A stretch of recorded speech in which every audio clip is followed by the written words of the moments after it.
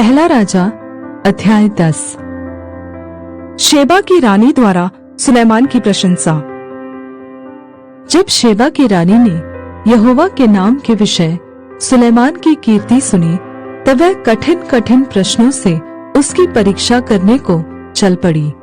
वह तो बहुत भारी दल के साथ मसालों और बहुत सोने और मणि से लदे ऊंट साथ लिए हुए यरूशलेम को आई और सुलेमान के पास पहुंचकर अपने मन की सब बातों के विषय में उससे बातें करने लगी। सुलेमान ने उसके सब प्रश्नों का उत्तर दिया। कोई बात राजा की बुद्धि से ऐसी बाहर न रही कि वह उसको न बता सका। जब शेबा की रानी ने सुलेमान की सब बुद्धिमानी और उसका बनाया हुआ भवन और उसकी मेज पर का भोजन देखा और उसके कर्मचारी किस रीति बैठते और उसके टहलुए किस रीति खड़े रहते और कैसे कैसे कपड़े पहने रहते हैं और उसके पिलाने वाले कैसे हैं और वह कैसी चढ़ाई है जिससे वह यहोवा के भवन को जाया करता है, यह सब जब उसने देखा तब वह चकित रह गई।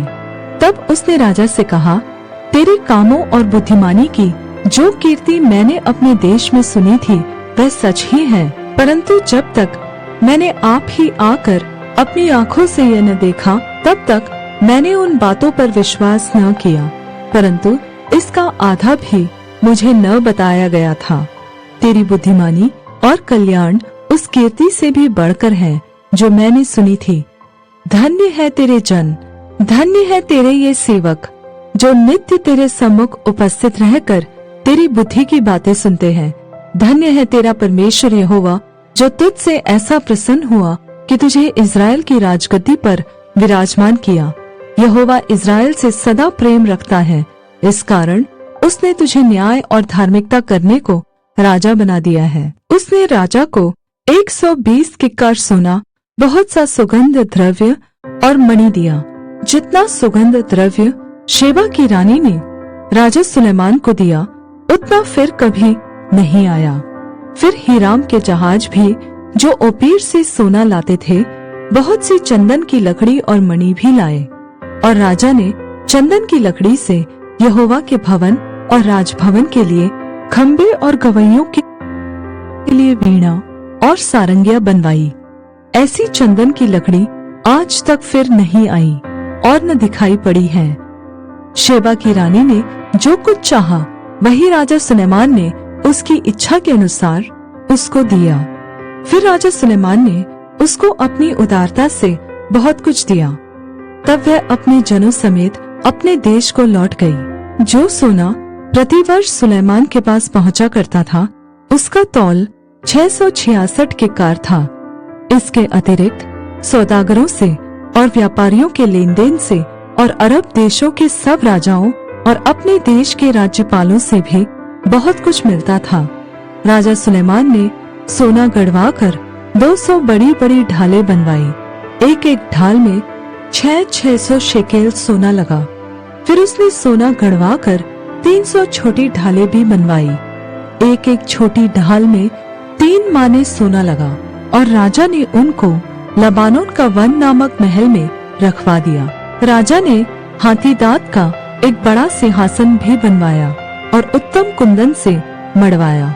उस सिंहासन में 6 सीढ़ियां थीं, और सिंहासन का पिछला भाग गोल आकार था, और बैठने के स्थान के दोनों ओर टेक लगी थी, और दोनों टेकों के पास एक एक सिंह खड़ा हुआ बना था, और 6 सीढ़ियों के दोनों ओर एक एक सिंह खड़ा हुआ बना था। कुल 12 सिंह बने थे। किसी राज्य में ऐसा सिंहासन कभी नहीं बना। राजा सुलेमान के पीने के सब पात्र सोने के बने थे, और लबानोन का वन नामक महल के सब पात्र भी शुद्ध सोने के थे। चांदी का कोई भी न था। सुलेमान के दिनों में उसका कुछ मूल्य न था, क्योंकि समुद्र पर हीराम के जहाजों के साथ राजा भी तर्शीश के जहाज रखता था, और 3-3 वर्ष पर तर्शीश के जहाज सोना, चांदी, हाथीदाँत, बंदर और मयूर ले आते थे। इस प्रकार राजा सुलेमान धन और बुद्धि में पृथ्वी के सब राजाओं से बढ़कर हो गया, और समस्त पृथ्वी के लोग उसकी बुद्धि की बातें सुनने को जो परमेश्वर ने उसके मन में उत्पन्न की थी, सुलेमान का दर्शन पाना चाहते थे। और वे प्रतिवर्ष अपनी अपनी भेंट अर्थात चांदी और सोने के पात्र, वस्त्र, शस्त्र, सुगंध द्रव्य, घोड़े और खच्चर ले आते थे। सुलेमान ने रथ और सवार इकट्ठे कर लिए। उसके 1400 रथ और 12,000 सवार हो गए और उनको उसने रथों के नगरों में और यरूशलेम में राजा के पास ठहरा रखा। और राजा ने बहुतायत के कारण यरूशलेम में चांदी को तो ऐसा कर दिया जैसे पत्थर, और देवदार को ऐसा जैसे नीचे के देश के गूलर। और जो घोड़े सुलेमान रखता था वे मिस्र से आते थे, और राजा के व्यापारी उन्हें झुंड झुंड करके ठहराए हुए दाम पर लिया करते थे। एक रथ तो 600 शेकेल चांदी में और एक घोड़ा 150 शेकेल में मिस्र से आता था।